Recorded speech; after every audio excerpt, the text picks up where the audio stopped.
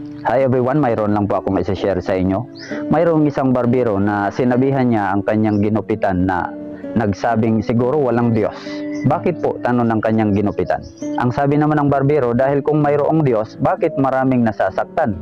Maraming naghihirap, maraming puno ng paghihirap at alalahanin. Ang sabi naman ng ginupitan, ano kaya ang mangyayari sa buhok ng mga tao at sa kanilang mga balbas kung walang barbero o marunong manggupit? Sabi ng barbero, nako, sigurado hahaba ang mga buhok nila at balbas. Sigurado ang pangit tingnan ng mga tao. Pero kung lalapit sila sa akin bilang barbero, gugupitan ko sila at aayusin ko ang buhok at hitsura nila. Ang sabi naman ng isang ginupitan, alam mo kapatid, ganito rin ang Diyos. 100% na may Diyos.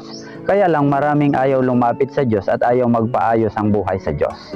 Dahil kapag lumapit lang ang mga tao sa Diyos, bibigyan niya ng kapahingahan, kapayapaan, kagalakan, pagpapala at pag-iingat.